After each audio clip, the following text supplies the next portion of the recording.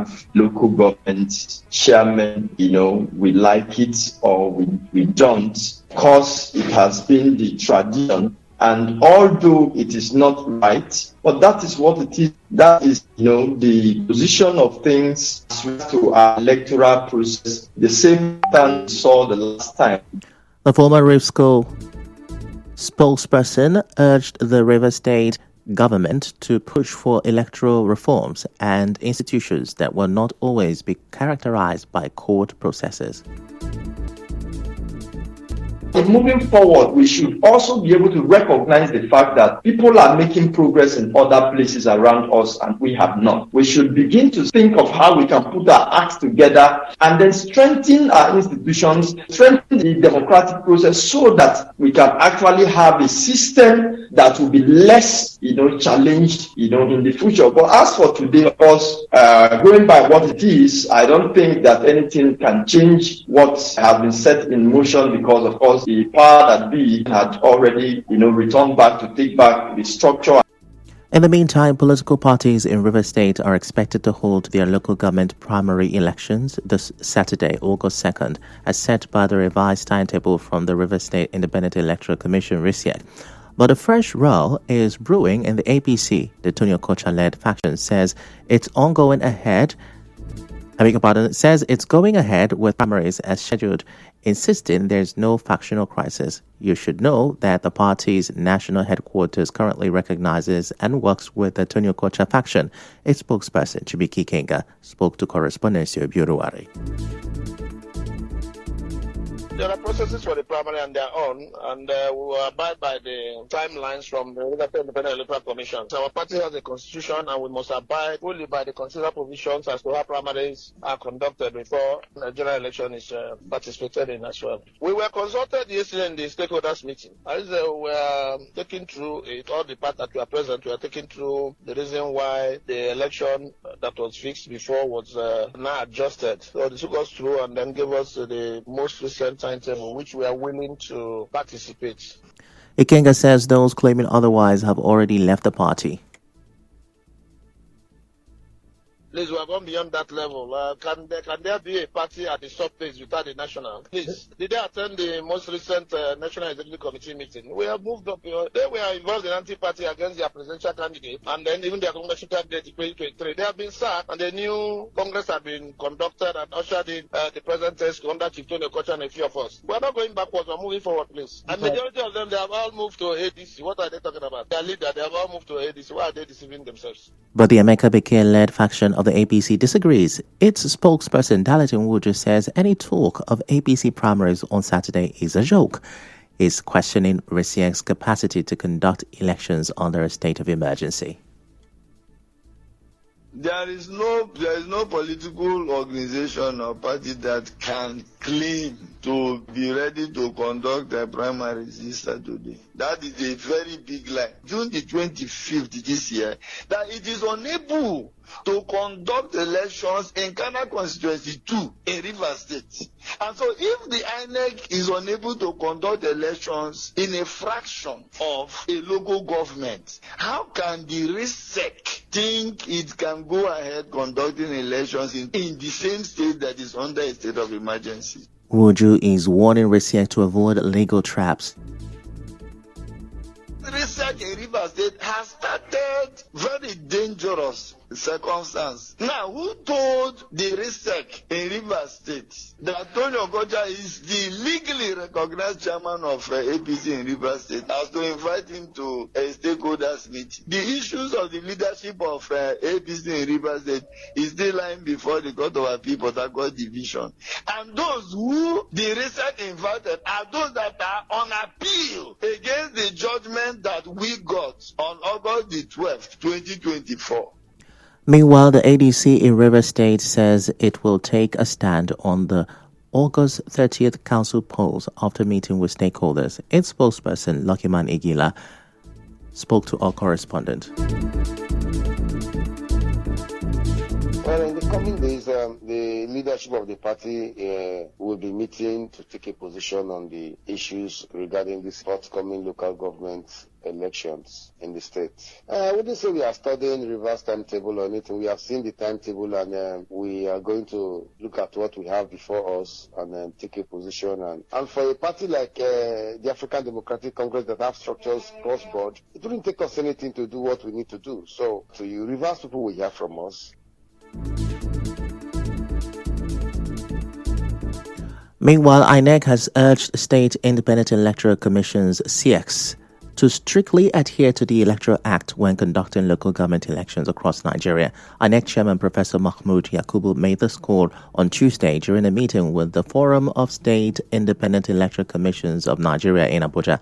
Yakubu criticized the practice of issuing only 21 days notice for elections, describing it as unlawful and inadequate for proper preparations. He reaffirmed INEC's support for SIECs through technical assistance and encouraged them to emulate INEC's consistency as demonstrated in the FCT. In another development, the interim national chairman of the African Democratic Congress ADC, David Mark, says the party will not tolerate the imposition of candidates' anti-party activities or any form of indiscipline under his leadership. Speaking during the party's National Executive Committee NEC meeting held in Abuja, Mark pledged to lead the ADC with integrity, transparency, courage, and vision.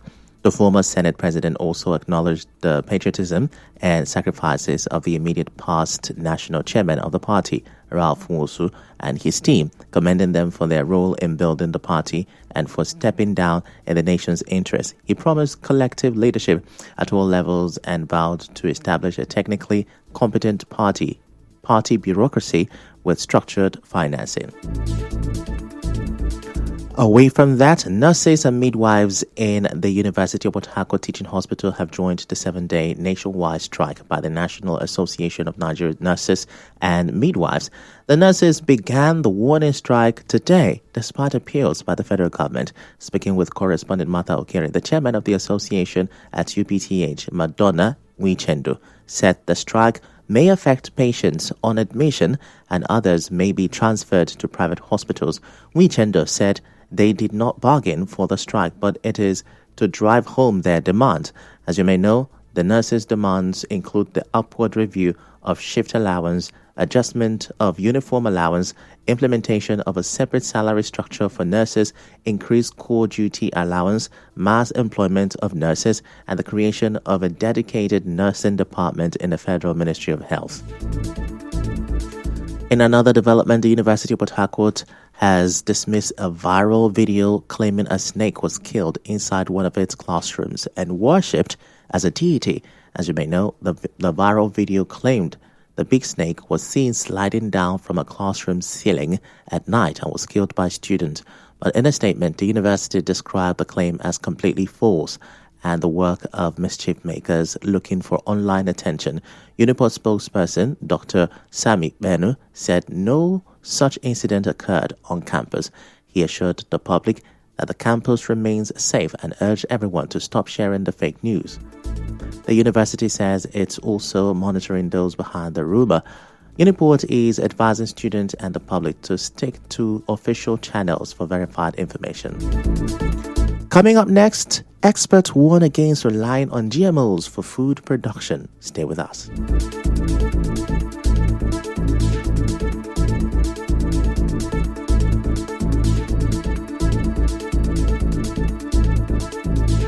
The River State Information and Communication Technology ICT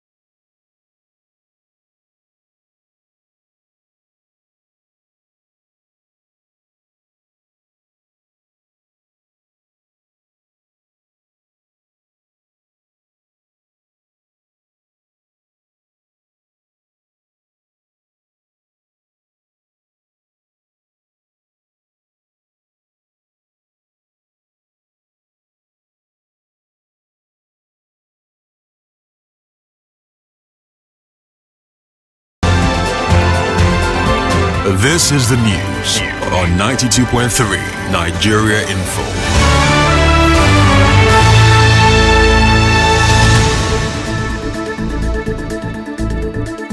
You're welcome back, and now the rest of the news. As the world marks the Day Against Trafficking in Persons today, the National Agency for the Prohibition of Trafficking in Persons, NAPTIP, River State Command, has urged parents to be vigilant about the activities of their children. Speaking on Wazobia FM's People's Assembly, NAPTIP's Principal Intelligence Officer, Head of Public Enlightenment Unit, Mrs. Joy Anan, said the growing trend of organ harvesting is enabled by lack of parental guidance and inadequate monitoring. Check the sites where they open. From time to time, look wetin they do so that they no go fall victim. Because when you say trafficking now, no be apart from say sex work, we get forced marriage, we get begging, we get forced labor. Those ones where they carry go work for farm and factories. Then we get the one where they call pornography and sextortion. That one are the one where they reign for internet. Where person go just come online, go say pull your clothes, snap picture of yourself, send for me. Then they go use that picture now. They use and they make money, or they blackmail people to send them money. The NAPTIP official also said demanding news from people and using them to extort or blackmail them is a crime. Parents, focus on your children. The common one now, this organ harvesting. A person go just there now, you don't know where in children don't go. Before you know now, they go say missing person. So most times not be even for kidnap, say they won't collect ransom. Sometimes they need these organs. You go hear the one where they rain now, they find kidney. With people they find kidney to buy. Now part of this thing, person no go just waka come me to say, come give me kidney, I need kidney. No, they must get on the wrong way. So we still the advice, say put eye, shine your eyes for where your children dey. Well, away from that, as debate over genetically modified organisms, GMOs, grow louder in Nigeria, an agricultural economic expert, Associate Professor Ibo Okedim, describes GMOs as a form of food colonialism that's crippling small-scale farmers and threatening the nation's food security. Speaking with correspondent Martha Okedim, who is the head of the Department of Agricultural Economics at River State University, said many international organizations promoting GMOs often tie their support to hidden conditions. He raised concerns that GMO seeds can't be replanted, forcing farmers to buy new costly seedlings each season, a cycle he says is deepening rural poverty. In terms of food security, we cannot be secured except we build those laboratories and we intentionally train our people to do it so that we can have indigenous companies that can do the seeds. If not, in terms of economy, they are high yielding. But in terms of food security, we are not there because we cannot produce those GMO seeds. We have to go back to the company to begin to beg them. We are at their mercy. Now that is to us food colonialism. Secondly, those seeds are very expensive, like the Cobra 26 of this tomato hybrid, I'm telling you. A container of 20,000 seeds is about 135,000. Professor Okedim pointed out that breeders who work on crop improvement manipulate the genes of crops to increase yield, resist diseases, and shorten growth periods. He, however, noted that GMO crops do not perform well after the first planting, particularly when the seeds are reused. Genetically modified organisms, in most cases, the second filial generation don't grow well. Let me explain. If you buy a genetically modified crop from a company and you plant the first seed, when the yield comes out, it comes out very well. Like, for instance, Cobra 26 Technisem breed. If you take this seed, it's a very high-yielding tomato cultivar. The seeds of that particular crop, you cannot replant seeds. If you replant the seed, the second generation of that seed will not do well. The Associate Professor of Agricultural Economics also listed some genetically modified crops, raising concerns that their natural nutrients may have been lost due to gene manipulation. In fact, check out the banana. Before it shows sign of ripe, it's rotting. When this one bears fruit, they burnt it heavy, but the taste is nothing to write about. Check the coconut, this dwarf coconut. If you replant that coconut, it gives you a small fruit. So those ones are gradually replacing our traditional coconut that used to be very big. Our native guava is disappearing. The guava you have is GMO. Our native crop are highly medicinal. One of the characteristics of agricultural product is perishability. Why is apple not quickly perishable? There are certain oranges in.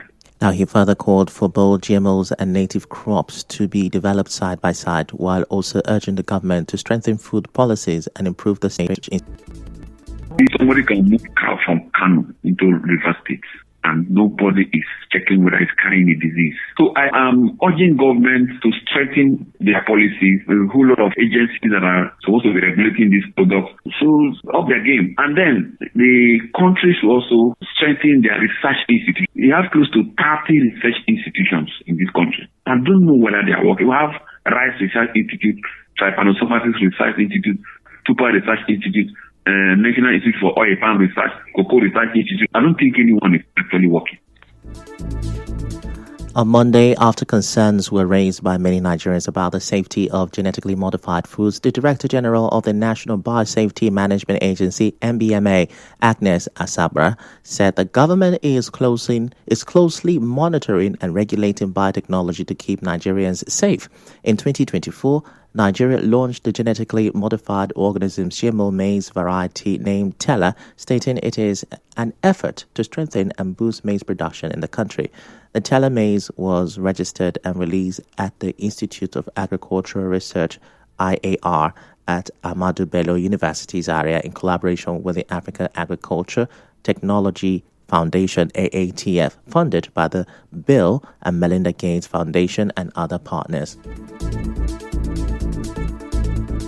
In other news, the chairman, CEO of the Nigerians in Diaspora Commission, NIDCOM, Abike Dabiri Erewa, has condemned the generalization of Nigerians in Ghana as criminals, describing it as unfair and dangerous. Dabiri Erewa said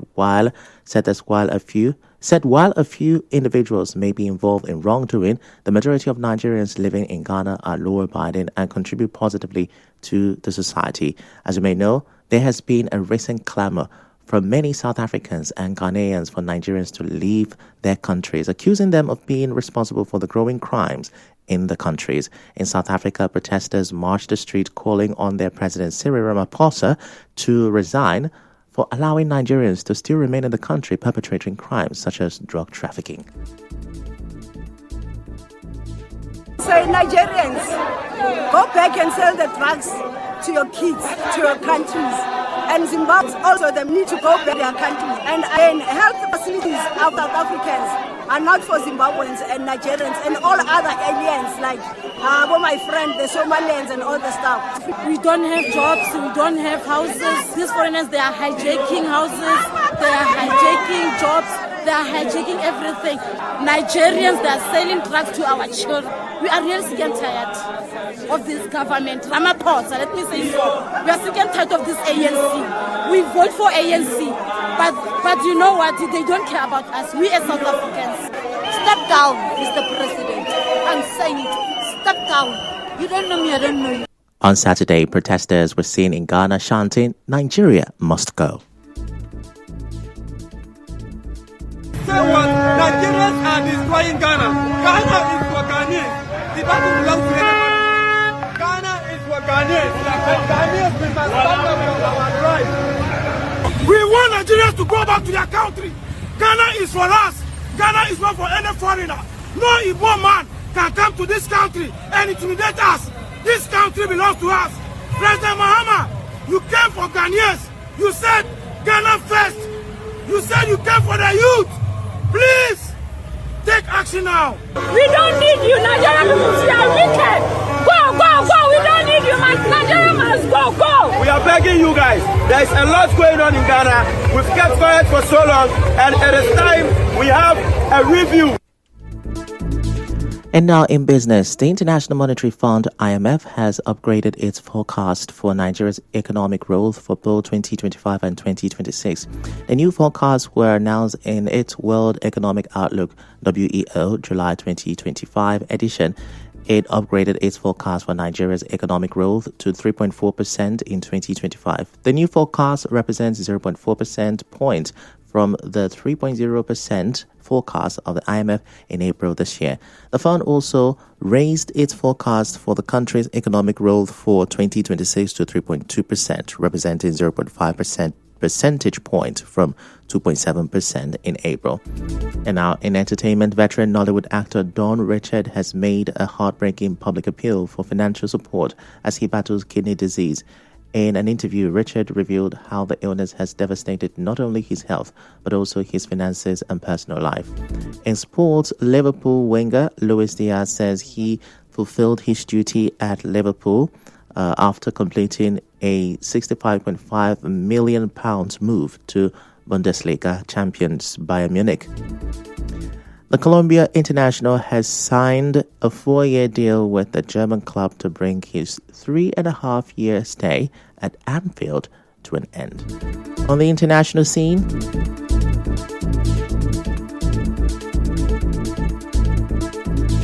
Britain has rejected criticism that it was rewarding militant group Hamas by setting out plans to recognize a Palestinian state unless Israel took steps to improve the situation in Gaza and bring about peace.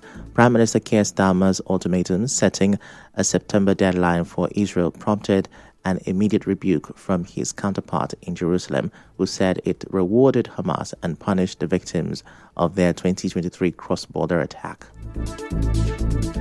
On the news this afternoon, you heard the rumored pre-selection of candidates for Rivers Council polls has stirred concerns. UPTH nurses have joined the 7-day warning strike by its national body. On the foreign scene, UK has rejected criticism that the move to recognize Palestinian state rewards Hamas. The news was edited by Martha Okere. To reach the news team, send an SMS or WhatsApp to 0808 721 7215. I'm Ifechukwu Moyeli. Many thanks for listening.